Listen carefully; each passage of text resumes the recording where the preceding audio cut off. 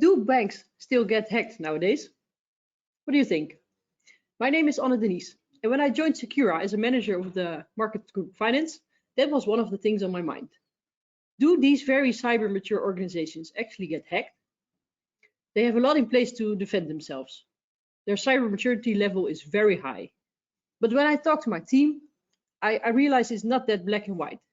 Even banks get hacked. Recently, we heard about the Spanish bank in the news who fell victim of ransomware. So it's not that easy to say they are defended or not. We at Secura have a lot of experience doing pen tests and red teaming assignments for banking clients. There we always try to find vulnerabilities within their secured systems. Sometimes we actually find vulnerabilities, sometimes we don't. At some points we find vulnerabilities that you are never able to reach on your own, and sometimes we actually manage to get hold of their money systems. So working with these clients, we thought it might be interesting to dive into that a little bit more. Are they that mature? And what can other companies learn from that high level of cyber maturity? So, and what do we see as Secura operating in this market? Today, my colleague Michael and I will talk you through in this webinar on how we perceive the banks and their mature security level. More importantly, what can you learn from that? So this webinar will take approximately 30-35 minutes, and we'll talk you through 7 areas we find important. Feel free to ask your questions in the chat at any moment, and we'll try to answer them when we can. So we also notice there are some banks in this audience. So if we say something that is not true or incorrect or in other way you want to comment, please let us know, and then we can talk about it as well. So before we start, let my colleague Michael introduce himself as well. Yeah, thanks. My name is Michael Schouwenaar. I studied cybersecurity a really long time ago. And somewhere along the way, I got distracted as a developer. But it turns out that breaking software and systems is much more fun. So that's what I've been doing for the past few years. And I do that at Secura for the last 4 years now. So I spend a lot of time at financial clients and even at banks. So I think it makes sense that I'm here. Well, thank you. Before we start, maybe a small introduction about Secura for those who don't know us yet. So Secura, we're a cybersecurity company at heart. We work with over 150 people, mostly technical people in the area of securing our clients. We try to help clients raise their cyber resilience. We are part of the larger Bureau Veritas group, which is a worldwide operating company. Our main goal is to help our clients raise their cyber resilience. We do that structured around our clients and markets. So today you are talking to 2 people from the finance market group, but we do that for other sectors as well. And so, some of the things we do for those clients are, for example, red teamings, pen testing, vulnerability assessments, but also awareness programs. What we do is something we'll talk about later, but for now, I think we should dive into the content of this webinar. Right. Yeah, so when we think about banks, yeah, we think about a lot of things, but one thing that banks learned quite well already, also historically speaking, even before the digital age, is that yeah, sometimes a small fence might not be good enough to prevent an attack or someone stealing your money, and that means that they needed to address that in some way. And that's where the banks learned a very valuable lesson. Defense in depth makes it much easier to protect your assets. So that's why we associate banks with things like giant vaults, with or without time locks, or silent or maybe not so silent alarms, or even really vigilant guards. And maybe as a side note, I feel really bad about including this man all the time in my presentations for a cheap laugh, but it does help a lot to make sure to get the point across. And today we want to look at how this looks in practice, because digitally they also have done the same thing. They try to make sure that they address different areas and use defense in depth to protect their assets. And there are 7 areas that we're going to look at today that help them basically protect their assets digitally. And we're going to see how we can learn and apply that to maybe different companies, or how we can learn from the maturity that most banks have to address security maturity. So to start with, we want to look at the external infrastructure. This is what you think about when you have something on the internet. So that can be something like your public website or your Wi-Fi, or maybe an environment where your clients can log in to perform all kinds of tasks, like an internet banking environment, or maybe the VPN connectors that you expose to the internet.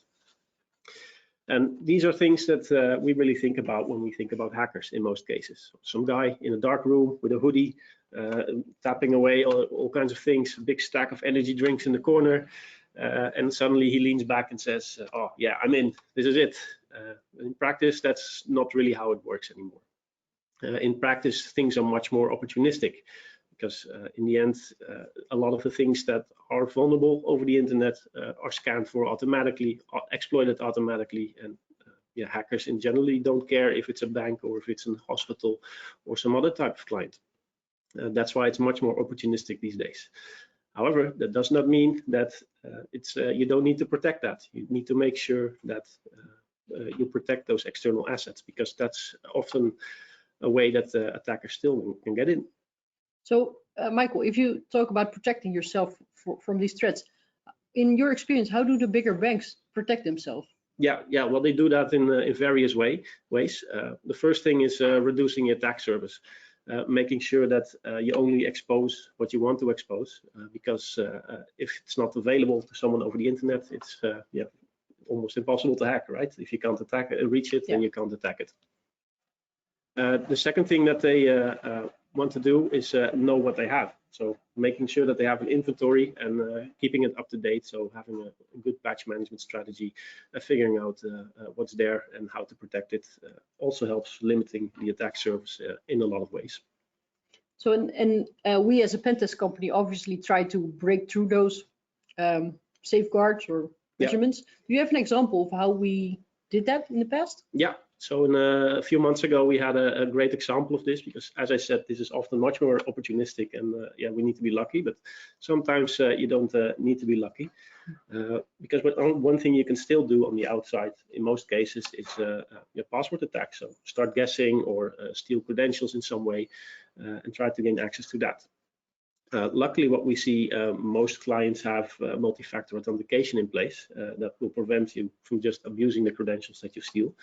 But in some cases, you'll run into a portal where this is not the case. So we managed to log in to that portal with stolen credentials, and there we discovered that it was possible to add more devices for multi-factor authentication without requiring the original multi-factor. So using that, we could add ourselves, give a new multi-factor authentication method, and through that compromise the entire account, because then we could still use those credentials plus the multi-factor to access other things that were protected properly. And in the end, that led to quite a big impact, and everything was done externally. So that is a really good example. So that's a good example of how you need to be aware of what your external attack surface actually is. Yeah, thank you. It's a good example. So if we look to the next one, this is really interesting, because if we're talking about phishing as another area of interest, we all know the examples of phishing, right? An exotic prince that wants to make you rich, or free iPads if you fill in your details. We all know them. And with the fact that we all know them, isn't it really outdated? Like phishing, is that still a thing? Yeah, actually, phishing is still a thing, and I think it will be for the foreseeable future. There are some really good benefits for attackers in particular. One thing is that it's relatively anonymous. You can do it over the internet. It's scalable. You can really easily send thousands of emails to people and see if someone falls for it. And it's relatively cheap. You just need a domain and a mail server to do it. So I don't think phishing is outdated. What you do see, though, is that there is a big difference in maturity and how phishing is handled. I think almost all companies these days have awareness programs to warn their employees about the risks of phishing. More mature organizations even test that to see if people respond properly. But you can go much further than that.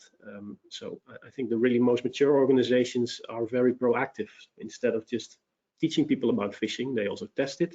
And even with that testing, they provide all kinds of opportunities to make it easier to report it, and they are very vigilant on those. So if something gets reported, it gets handled as the highest priority, because if one person gets suspicious and gets phished, there are probably at least a dozen others that suffered from the same.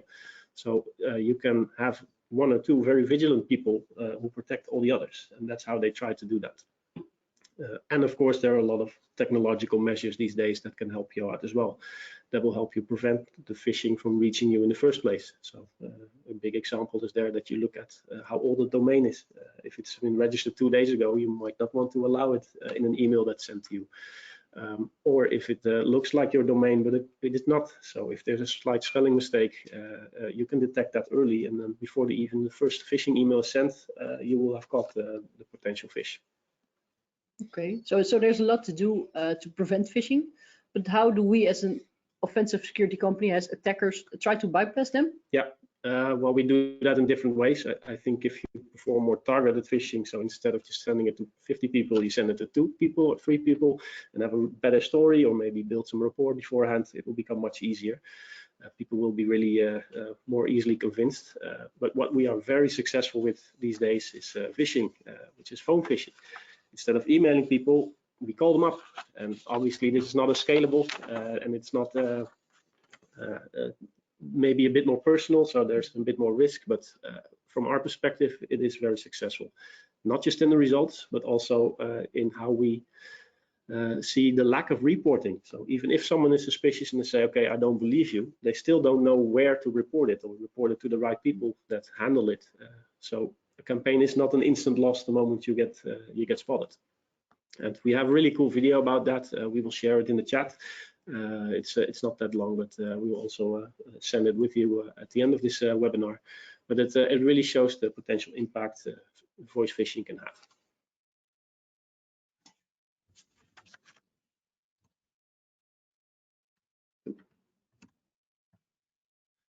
Right, so the next part we're going to talk about is a little more complicated. It's called network segmentation. And as you can see, the picture has been expanded for quite a bit. So let me try to explain it a bit.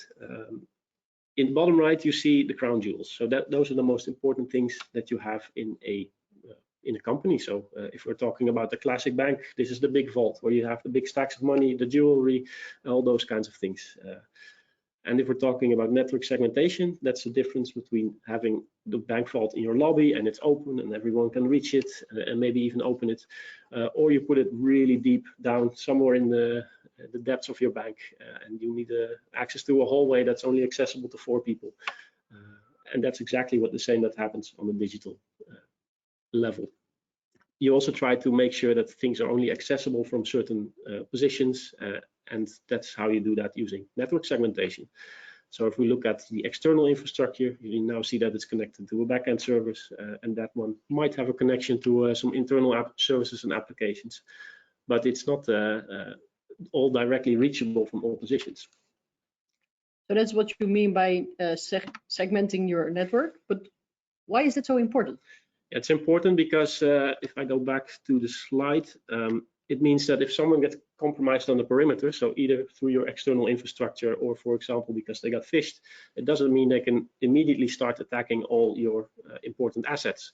So in this case, everything that's in the crown jewels. And digitally, that can be all kinds of things. So very sensitive data, financial transactions, or in case of banks, maybe their link with the SWIFT network that they use to send out all kinds of payments.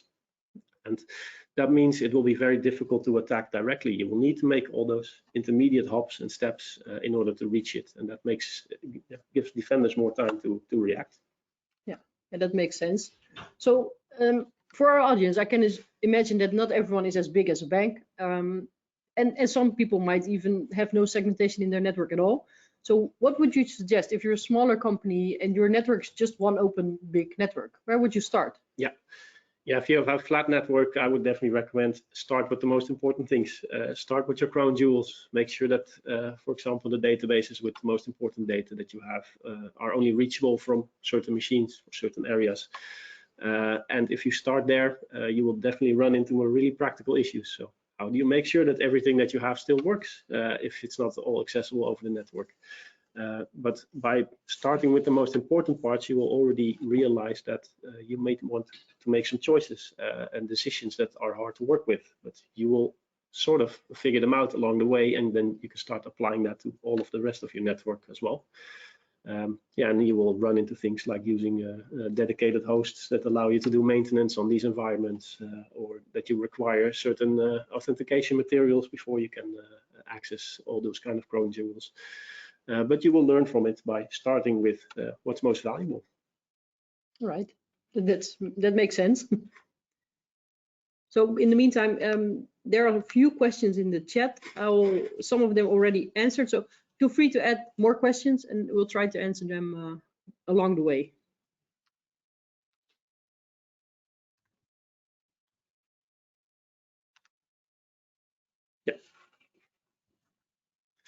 Yeah, so the next topic we want to discuss is Security Operations Center, or detection and response. It's basically the blue team, so the side that tries to keep the evil hackers out. They're the ones protecting your network, and they want to make sure that everything that's going on is working the way it should and is not compromised in some way. So I'm pretty sure that the banks already have their security operations center in place. They have their managed detection and response solutions. But why is it so important for all of us? Yeah, well, it is important because knowing what's going on in your network and whether or not that's what should be going on is very important in order to stop attacks. Because maybe you have put in a lot of work to protect your network, but there are always developments going on, new attacks, and new vulnerabilities that are being reported. And if you don't know if those are being actively abused, then you can't protect your network. Because the more you look and the more you hunt for these type of things, the quicker you will be able to get rid of attacks or incidents and figure out if something's going on. If you give an attacker 2 years worth of time to figure out what he needs to do and where he needs to go, then he will probably succeed. But if they need to be careful and measure every step that they take, it will either take them much longer or they will get caught eventually, and then you will get away with limited impact instead of having your entire network ransomware, for example. Yeah, clearly. So whenever we try to hack a bank, how do we manage to stay undetected or under the radar for their detection mechanisms? Yeah, good question. Also a very difficult one. At the end of the day, you need to make sure that you blend in. The Security Operations Center will collect an immense amount of data, so it's kind of unavoidable that you will also generate that data that they might possibly look at. But the more you look like regular traffic or regular behavior, the easier it is to stay under the radar. So that means using known tools, tools that basically every offensive security company uses, will be much easier to spot because they will have certain signatures or recognizable patterns that allow you to detect them. So by making these ourselves, it will be much easier to stay under the radar. Plus, the most important lesson there is that just because something is detectable doesn't mean you're detected. It will still take time. Someone will need to look at the right thing at the right moment. So there will always be an opportunity to do there. But the more silent you are, the more difficult it will become for the blue team, obviously. Yeah. All right, thank you. So going to the next topic, identity and access management. I was thinking about that because clearly attackers would love to get access to an account that has a lot of privileges. And I was wondering how many of you actually have ever looked at their own privileges? Do you, as a user or as your account, do you have all the rights you need to have, or do you secretly have a little bit more? Or what happens when you change positions within your organization? Do you keep all the rights and bulk up rights? Or so it's really interesting to look into that, because I can imagine that most people have more rights than they maybe should have. What do you think? Yeah, it also always depends, of course, but this is often what happens indeed. As you said, like you said, you change organization or your unit within an organization, and you still retain the privileges that you had before, or you just have your job that requires certain privileges to do.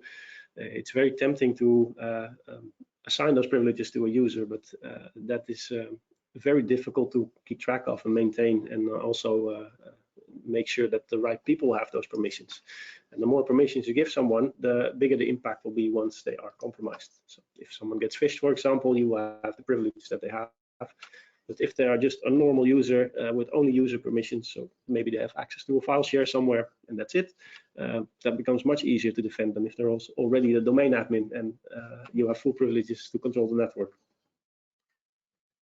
Yeah, I think a lot of banks have the maturity to handle this, and they use solutions that make it much more easy to manage these permissions. You get into privileged identity and privileged access management. So how do you administrate a server? Instead of assigning that permission to a particular user, you make a new account specially dedicated to maintain a particular server or a cluster of servers, and you require people to check that account out. So they need to make a request. Someone else with the proper authorizations need to approve that request. You only get that account for maybe a couple of hours, the time that you need to perform your administrative task, and then afterwards the account is automatically locked again, the password is rotated, and you no longer have access. And that makes it much easier to control who has access or privileged access in certain environments at which time. Plus, by using a system like this, you can make it much easier to monitor, because you will be able to see, okay, this was checked out by this person at this time and used for a few hours, and then afterwards it was done. And what happens if that is suddenly 3 o'clock in the morning and someone got access to an account? Yeah, that might be a bit of an anomaly. So you might want to check that out more easily as a blue team. Yeah. So I can imagine what you mentioned, that bigger organizations or banks have all kind of solutions in place. Mm-hmm. But for those who don't, I think it's also worth to give like a pro tip from our side. Check who your admins are, where they can log in from, what kind of accounts they use to be admin and do administrative tasks. So that's a start where you can at least have an overview of what's happening, and make sure you limit the amount of admins to only the necessary. Yeah, absolutely. Important. Yeah, especially the last part.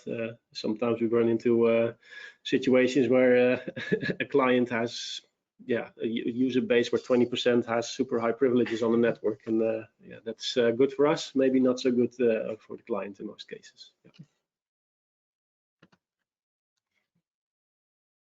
All right, the next topic is rather interesting, supply chain security. I think it's a hot topic in the market, right? Everyone is talking about supply chain security. How do we do that? What is it? It's a hot topic. And I think as organizations like banks become more mature, it's clear that attackers are trying to find different ways in. So that could be through the supply chain. And also what you see is that new regulations come up like DORA and NIS2, and they all talk about supply chain security. But what we also realize, it's quite difficult to put that into practice. And I think, Michael, why is it so difficult to have supply chain secured? Yeah. Well, at the end of the day, you don't control the third party. You maybe use a service of them or a product, and you need to use it in some way, but you don't control it. So if they have security practices that don't follow your own standards, it might still impact your own environment, because indirectly you're using it.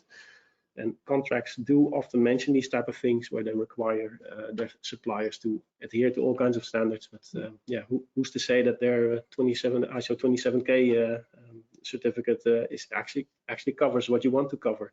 It's a very difficult discussion to have, and that's why, yes, third-party supplier management is quite difficult.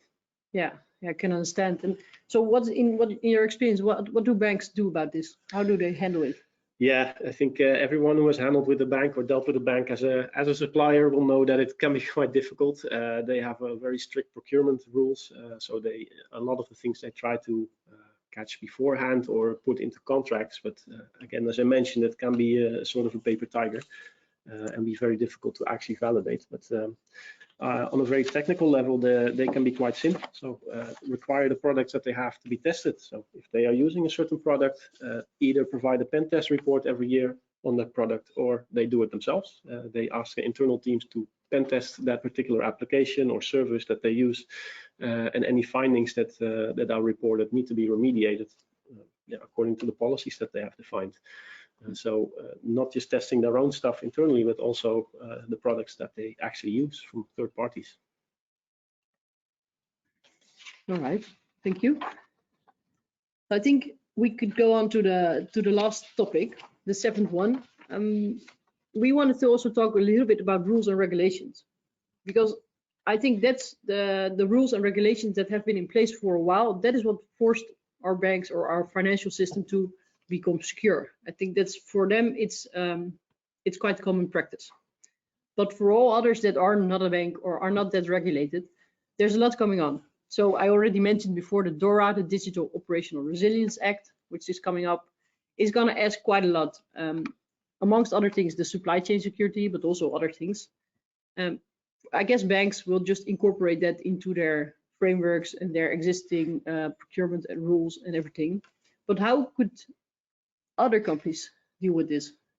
Yeah, I think that's what in particular DORA also focuses on. So we're assuming that the banks or the financial institutions are sort of security mature and they have those good frameworks. So for them, it's easy to comply with something like DORA, but their suppliers will need to show a similar level of maturity. And yeah, I think they will be either enforced by their clients, in this case, the financial institutions or the banks, to be able to provide that assurance. And that means setting up all kinds of risk management procedures, yeah, or a way to deal with incidents and have also a good management of their supply chain risks that they see and how they mitigate them. So it will start basically at the top and move down towards the rest of the suppliers. So hopefully that will also spread out towards other companies. But yeah, and at the end of the day, all the things that we discussed before this are also super relevant for everyone who wants to comply with the DORA standard, because these are the type of things that they will need to think about and discuss and define and fit into their security frameworks. All right. Yeah, that makes sense. So with regards to the DORA, I think we're all waiting on the standards to be published, so we all know what actually to do. But for now, I think it's good that you start already with your risk management. Think about your incident management process. Think about your test program for the future, because there's a lot coming up, and this is the time to prepare. So Michael, thank you for walking us through this picture with 7 areas. I thought you had some more like bonus area. Yeah, so this is basically what we covered today, the picture we're trying to paint, but we have a secret 8th principle that honestly most, if not all, security mature banks use, which is regular testing. Oh, I've hidden myself. Hold on. There we go. Yeah, they test their security. So I think most of them are even mandated to do so, where they define different risk levels for example, different applications that they have. You might want to test your internet banking environment that's exposed to the internet and used by all your users much more often than maybe some kind of Excel processing program that's hidden away in a deep dark corner of a network. But it is the reality. They test their environment extensively, and through that they learn how to improve and how to reach a higher level of security maturity. Yeah, that is interesting, because we test those banks, we help them do their testing, and even though they are so secure, we still also always find things, sometimes small things, sometimes bigger things, but you always find something every time you test again. So that is, I think, for everyone, the learning. Whatever you do, you need to test it to make sure you don't miss anything, because it happens. Yeah. So obviously we as Secura, as a company, can help you do that. There's quite a lot we can do for you in terms of security testing. So we have shared here an overview of all of our services we deliver to the financial market. That goes from the people to the process to the technology, and also to the broader integrated approach. So I'm not going to dive into all these now, because that's not for now. But myself and Michael, we would really love to get in touch with you. Talk about where do you stand with DORA, where do you need help, what can we do for you. So please reach out to us afterwards, and then we'd love to get in touch for a cup of coffee. So thank you. If there are any more questions, do ask them in the chat, so we have a little time to answer them. But for now, let us have a small summary or recap of what we've discussed. First of all, know your external infrastructure, know how to protect it, know what you have and what is exposed and what's not. We quite often hear people being surprised that we found something because they thought that was not reachable via the internet. So please make sure that you know what you have. And don't underestimate phishing. Just like I did when I started at Secura, I thought, well, phishing, come on, that doesn't happen that often anymore, right? It actually does. And the video we will share later from our colleague doing a voice phishing is really interesting because it shows you how easy it is. And it's never, it could be everyone in your organization. It doesn't have to be certain group of people. It can be anyone that falls victim to this. Talking about the third one, identity and access management, make sure you use least privilege. So people only need to have the rights they actually need and not all rights. So segmentation is something we talked about. Make sure that your network is segmented into different zones, because attacking one doesn't necessarily need people to get also to the others. As supply chain, please take it into account when you talk about risk, when you look into your organization's risk, take your suppliers into that, because it's not only your own organization, it's also what's around it. So DORA, regulation, prepare for the DORA if you are in the financial world, because this is the time to do so. In January 25, you need to be compliant. So this is your time to start. And also, yeah, be able to detect and respond to incidents, know what to do, be prepared, either within your organization or find partners that can help you do that. And the bonus round from our side, make sure you test regularly on different areas. And lastly, we would really love to get in touch and talk to you about all these topics. So please reach out and we'll gladly help. This is us. This is us. Feel free to reach out. We'll share the slides afterwards and also the link to the phishing video. There are questions. Huh? There are some questions. Yeah. Luckily, our moderator tells me that. You want me to read it? Yes, can you read them, please? What security framework does Secura recommend for suppliers? Security focus. Ooh, that's a good question, and I don't think I can really answer that because it will always apply to what Please type... repeat the question. Oh, sorry. Yeah. The question was, which framework do we recommend to use when it comes to supply chain management? I don't have a good answer to that because it really depends on what type of company you are and who you work for, what you do with, and that will also always require a tailored approach. So I don't think I have a really good answer for that, I'm afraid. Oh, maybe to add, I can imagine that there will be a new framework for this, because many organizations now struggle with this topic, right? It's not only the banks, it's everyone that suddenly has to do something with supply chain risk, and there's no real framework within this sector. Because at Secura we also work, for example, for the automotive industry, where we're actually working on a framework for that industry. I can imagine that also for us here in Europe, it's going to be developed. So it's not yet here. I hope that answers your question a little bit. As soon as we super helpful, I think, but I think as soon as we know more about which frameworks are going to be used, we will definitely give an update on that. Yeah. It's a question by Fico, and he adds to it for suppliers within Europe. Yeah, so added to the question for suppliers within Europe, I'm expecting that there will be regulatory standards for that in the future. Yeah. So you still can see the questions? Yeah. I have another question. Regular testing is already required. What change does Secura expect DORA or NIS to introduce, and how might it impact on your services? So that's an interesting question. I think we can quite easily answer that. On the one hand, you are required to do regular testing on your core applications or core processes. So pen testing doesn't really change our portfolio.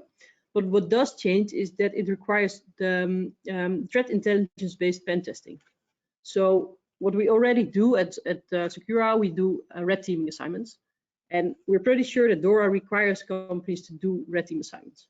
So that's the difference with a regular pen test, where you just have a scope defined and you test the vulnerabilities there. With a red team, or an advanced red team as we call it, is that we actually look into what is the risk at your organization. How would a real life attacker approach your organization? What would they do and what can they do? So we try to define a scenario where it's realistic.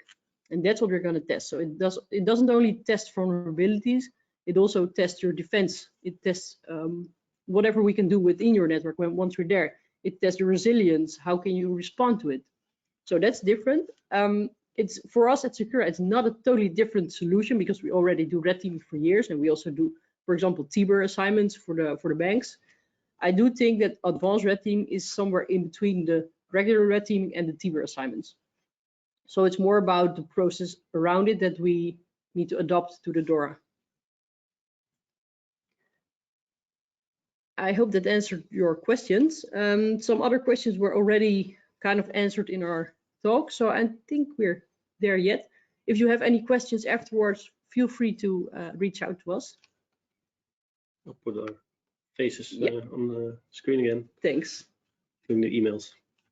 And then I think we are at the end of our webinar. I think so. So thank you very much for joining us. We liked it, and hopefully we'll do this again in the future. Yeah, thanks a lot for your attention, and have a great day. Have a good day.